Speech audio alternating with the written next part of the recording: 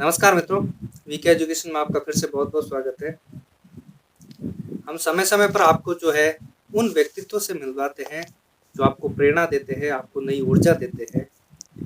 और साक्षात्कार की इसी श्रेणी में हमारे साथ में आज है रामकिशोर जी शर्मा, जो कि पटवार रह चुके हैं और उसके बाद में इन्होंने जो पटवार रहते हुए इन्होंने नीट में अपना चयन करवाया और उसके बाद में हाल ही में जो व्याख्याता भर्ती परीक्षा में जो परिणाम आया है, इनमें इनकी राजनीति विज्ञान विषय से 115 ये रहा कि इनकी एमए जो है वो समय पर क्लियर नहीं हो पाई, जिसके कारण जो वो ये ज्वाइन नहीं कर पाएंगे।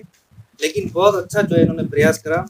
तो प्रथम श्रेणी की जो इनकी रणनीति थी वो भी जानेंगे, साथ साथ में ये जो वीडियो है रीड स्पेशल है, क्योंकि रीड में इन्होंने जो है पटवारी रहते हुए जो चयन किया, तो समय समय जो किस प्रकार का था, किस प्रकार की पुस्तकें पढ़ी और किस प्रकार का मैटर इन्होंने पढ़ा, क्योंकि समय कम रहता था। तो उस कम समय में जो मैटर है वो सेलेक्टिव मैटर था, वो क्या था, वो सारी चीजें वो इनसे जानेंगे। तो रामकिशोर जी, बहुत बहुत स्वागत है हमारे चैनल में। सबसे पहले अपना पूर्ण परिचय बता दें। धन्यवाद सर। पहले आपको, मेरा नाम रामकिशोर शर्मा है और मैं भरतपुर जिले से बिलोंग करता हूँ। अगर मेरे परिवार की आर्थिक स्थिति के बारे में अगर बात की जाए तो मैं काफ़ी सामान्य परिवार से हूँ और पढ़ाई के दरमियान भी मैंने काफ़ी आर्थिक कठिनाइयों का सामना किया है। लेकिन वो ये है कि इंसान क्या है, दर दर की ठोकरें लगने के बावजूद एक अपना मुकाम हासिल करता है तो उसको अपनी सफलता का एहसास होता है कि उसने कितना कठिन परिश्रम किया, मेहनत की है। सबसे पहले मैं 2014 में पटवारी के पद पर कार्यरत रहा। उसके लिए मैंने बीए के दरमियान ही पढ़ाई जारी रखी, तैयारी जारी रखी। लेकिन दुर्भाग्यवश उससे पहले 2012 में जो पटवारी का एग्ज़ाम रहा उसमें मैं दुर्भाग्यवश 8 नंबर से रह गया। उसके बाद फिर मैंने हार नहीं मानी और उस असफलता को एक चुनौती के रूप में लिया और दोबारा से तैयारी जारी की। और 2014 में प्रतापगढ़ जिले से मैंने पटवारी में 14वीं रैंक, चौथी रैंक हासिल की। अच्छा, प्रतापगढ़ से प्रतापगढ़ जिले से, जो कि उसने क्या है, काफ़ी एक कॉन्फिडेंस, एक आत्मविश्वास भी बढ़ा। फिर लगा मुझे कि हाँ, मैं भी कुछ कर सकता हूँ, क्योंकि मेरा अगर आप शैक्षणिक परिदृश्य, शैक्षणिक पृष्ठभूमि देखेंगे तो मैं काफ़ी एक सामान्य बालक रहा हूँ। उसमें आप मेरे जो मार्क्स हैं 10वीं के 12वीं के, एक सामान्य बालक की तरह। लेकिन वो है कि मेहनत अगर इंसान करता है तो सब कुछ मुमकिन है सर। सब कुछ मुमकिन है। तो सबसे पहले तो ये जानेंगे कि पटवार की, जैसे क्योंकि अभी पटवारी की भर्ती भी आई हुई है, परीक्षा भी जो है हाल ही में होने वाला है, तो पटवारी के लिए आपने किस प्रकार की रणनीति बनाई थी, किस प्रकार का बुक सिलेक्शन था, ठीक है ना? क्योंकि जब एक बार आपने एग्जाम दे दिया था तो उस समय आपने कुछ कमियां रही होगी, तो कमियों का सुधार कैसे किया और आखिर में जो है बहुत अच्छी रैंक के साथ में सिलेक्शन लेके आए। पटवारी की रणनीति बताइएगा। जी सर, उस टाइम 2014 में जो फरवरी था उसमें 150 प्रश्न आते थे, 50 मैथ के, 50 हिंदी और 50 राजस्थान जीके के। मैथ के लिए मैंने केवल और केवल एक पुस्तक का सहारा लिया, वो थी RS अग्रवाल। उसी बुक को मैंने बार बार पढ़ा, 3-4 बार मैंने उसको रिविजन किया। और हिंदी के लिए भी 9 से 12वीं की बुक्स है, अपने आप में ऑथेंटिक बुक है, प्रमाणिक बुक है। इसके अलावा मैंने राघव प्रकाश की जो बुक आती है उसको सहारा लिया, क्योंकि उसमें जो शब्द ज्ञान है, पर्यायवाची है, विलोम शब्द है, ये काफी संख्या में। अगर जीके की बात की जाए तो जीके का परिदृश्य मैंने लक्ष्य राजस्थान को पढ़ा बार बार। और अगर एक सफल रणनीति की बात की जाए तो पटवार में काम आई, वो थी मेरी बार बार रिवीजन करना सर। बार बार मैंने पूरे सिलेबस को कम्प्लीटली 3 या 4 बार पढ़ दिया था। और मैं अगर बात करूं गणित की, मेरे के सिलेक्शन का जो मेन आधार था मेरा गणित था, क्योंकि गणित में मैंने 50 में से 50 अटेम्प्ट किए और 49 क्वेश्चन करेक्ट हुए। एक क्वेश्चन दुर्भाग्यवश मेरे से मिस हो गया और गणित ही मेरे सिलेक्शन का मेन आधार था, क्योंकि गणित को मैंने बार बार पढ़ा और मैंने पूरी गणित को जो मेरे सिलेबस में थी RS अग्रवाल की, सबको मैंने सभी क्वेश्चनों के आंसर्स को पूरे 5 पन्ने पे लिख के दे दिया। और उसके बाद मैंने उसको चेक किया कि मेरे कितने क्वेश्चन गलत हैं, तो पूरे गणित में केवल 5 क्वेश्चन गलत निकले थे। तो वो उसने मेरे के आत्मविश्वास बूस्टअप हुआ और उसके बाद वही रणनीति मेरे आगे काम आई।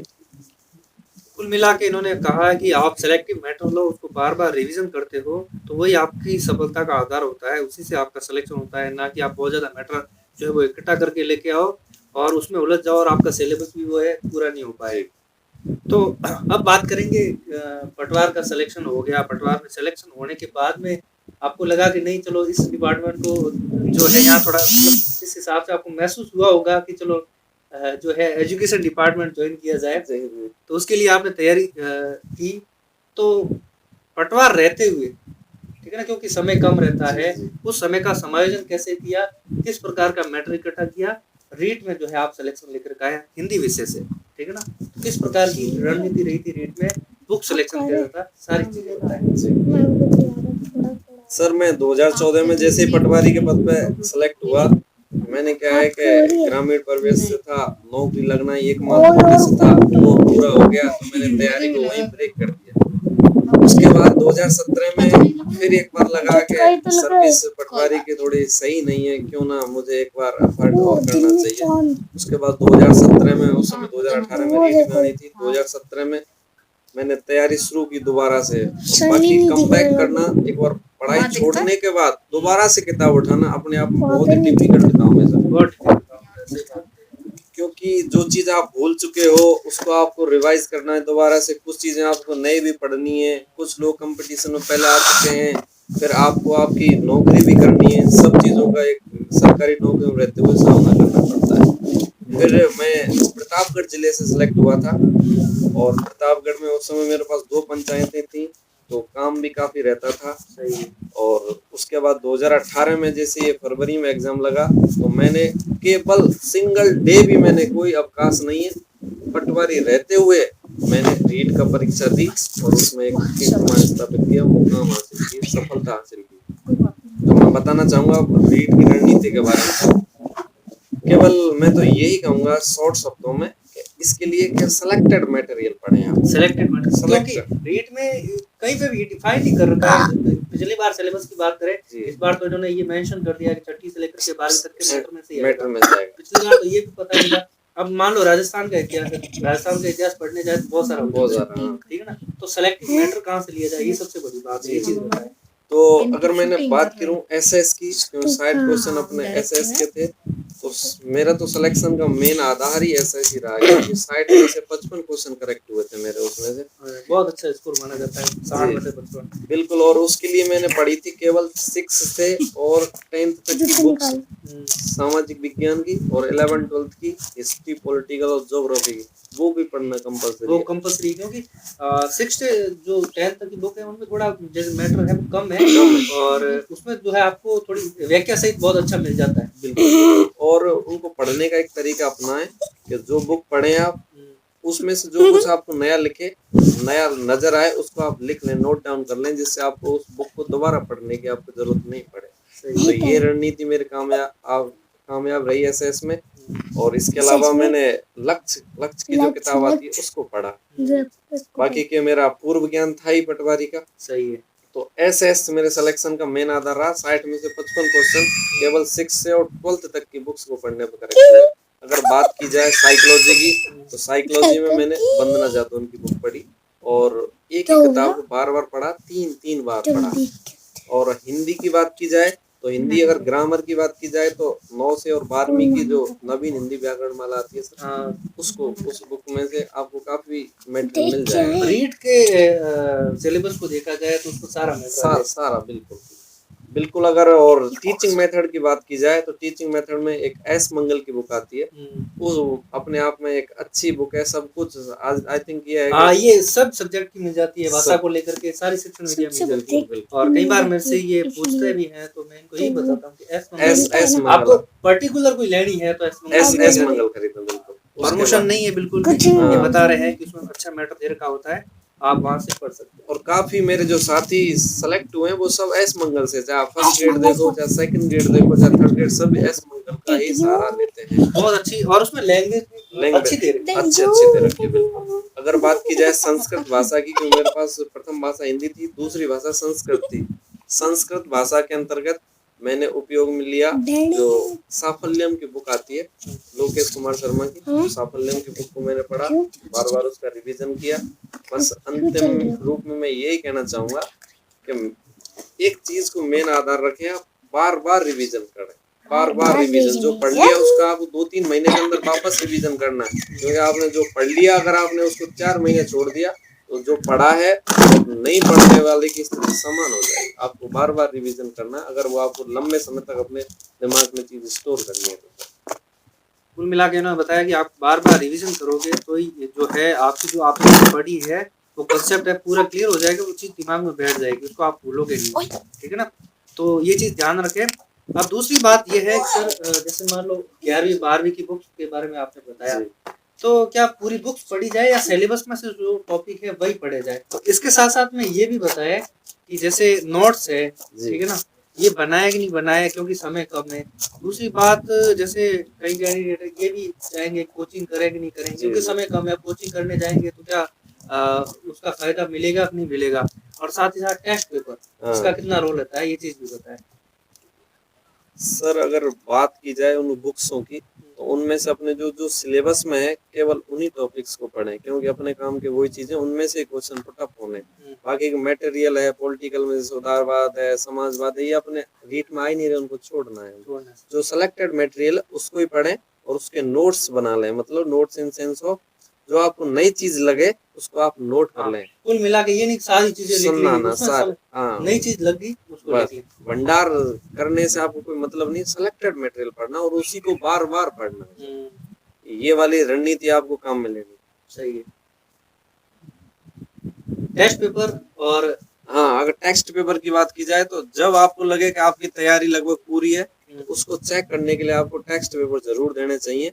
और आपका एग्जाम से पहले मैं समझता हूँ 1 महीने पहले तो आपको उन चीजों को जरूर ध्यान रखना चाहिए, टेक्स्ट निकालने चाहिए ज्यादा से ज्यादा।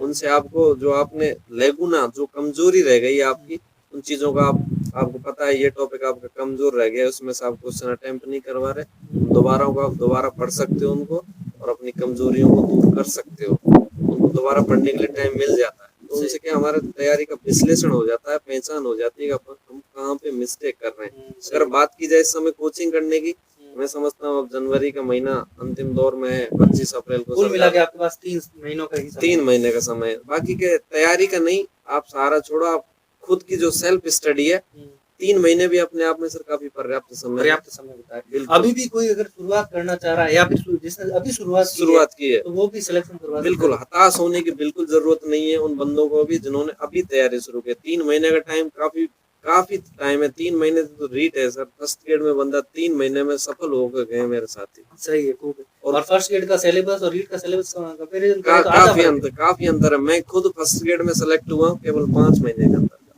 तो आप हताश नहीं हो, केवल 3 महीने हैं तो उसमें आप एक घंटे को आपको यूज में लेना है और अपने समय का ध्यान रखना है और अपने सेलेक्टेड मटेरियल पढ़ना और उसी को बार बार पढ़ना है। दोहराने को मैं आपको स्ट्रांगली रिकमेंड करूंगा, विषय जो आपने पढ़ा है उसको बार बार दोहराएं सर। सही।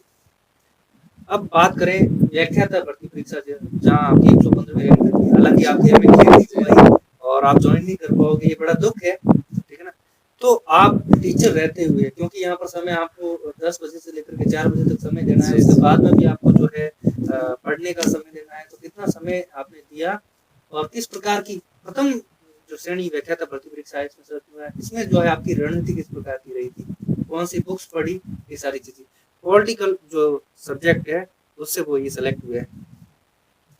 अगर फर्स्ट ग्रेड की बात की जाए, मैं पॉलिटिकल साइंस से सेलेक्ट हुआ तो उसमें देखो नौकरी में रहते हुए आपको समय इतना नहीं मिल पाता है, फिर भी आपको जो कुछ भी समय मिलता है उसको आपको बेहतर तरीके से उपयोग में लेना है।